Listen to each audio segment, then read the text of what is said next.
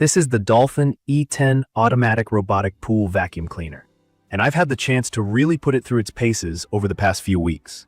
You might be wondering whether this little robot is actually worth the investment, especially if you want something to help with pool cleaning that doesn't eat up a lot of your time or energy.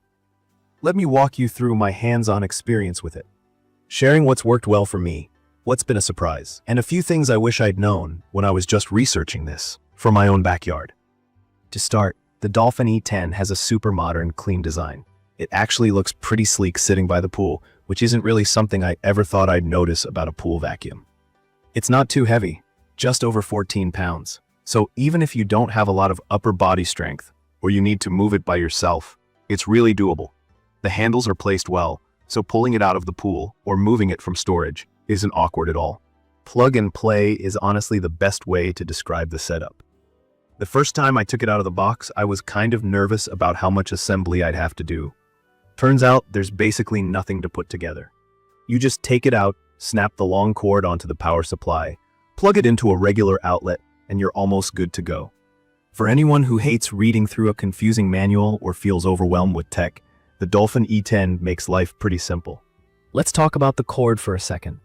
It's 40 feet long, so you don't need to stress if you've got a 30-foot above-ground pool. There's room to spare. But I have to be transparent here. The cord doesn't have one of those anti-tangle swivels you see on some more expensive models. Most of the time, the vacuum just does its thing and I don't notice any problems.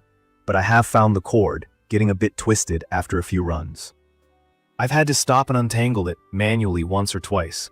If you use the vacuum a lot or have a pool with lots of tight angles, the cord can sometimes get in its own way. It's not a deal breaker for me, but it's something that you should know. Once you get the E10 into the pool and hit the start button on the control box, which is just a simple touch control, nothing confusing there, it sinks to the bottom and starts moving around. What really impressed me is how quickly it picks up debris. I've watched it go straight for leaves, even those big soggy ones that sometimes get stuck on the bottom for days, and just suck them up. Acorns, small bits of dirt, and even some teeny tiny stones haven't been a problem either.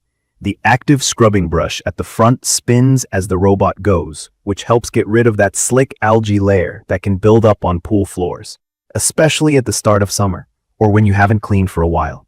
If you're brand new to robotic vacuums and may be wondering what a filter basket is, it's where the machine traps all the debris it sucks up. With the E10, getting to the filter basket is super straightforward. There's no flipping the robot upside down, like with some older cleaners. You just pop open the lid on top, lift out the basket, and empty it. Rinsing it off with a hose takes maybe a minute. I like this a lot because I used to dread cleaning out my old pool vacuum, which always seemed to spill gunk everywhere. Here, it's a quick process and doesn't feel like another chore. I do want to point out what I consider an important limitation. The E10 only cleans the floor of your pool. If you have an above-ground pool, or just want a vacuum to get leaves, dirt, and junk off the bottom, it's perfect for that. But it doesn't climb pool walls and doesn't scrub the water line. So if you get a lot of grime up there, or if your pool steps get super dirty, you'll still need to brush those areas, or look at a more advanced model. For me, that wasn't a huge issue, since my pool is above ground. And I'd rather just handle the walls and corners myself once in a while. But if you want a totally hands-off experience, or you have a ton of fine particles that float or stick to the sides, keep that in mind. About the filter, it's good but not perfect. The standard filter can handle larger debris easily, but every so often, I notice really fine particles, like pollen, still clouding up the water after a cleaning cycle. You can buy a finer premium filter for it, but it's something extra you'll want to factor in if water clarity is a top concern for you. One thing some people might miss is a timer. The E10 doesn't have a built-in weekly timer, so each time you want to clean the pool, you power it on manually. In my opinion, that's a small trade-off for the price, but if you travel a lot or want something that runs on a set schedule without needing a push of a button, you might want to look at Dolphin's higher-end models. The cleaning cycle takes about an hour and a half in my pool, which feels pretty quick. By the end, the floor is usually spotless, and there's definitely a difference in how clean the water looks. The E10 seems to work out a predictable path, and even though it can't climb, I rarely see streaks or mist patches on the floor. That active brush is a big help.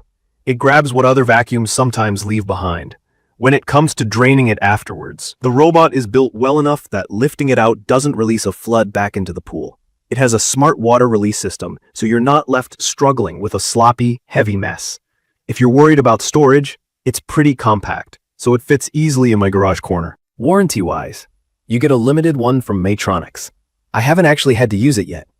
And based on the quality so far, I don't anticipate needing a replacement anytime soon. But it's good to know the company does stand behind its products.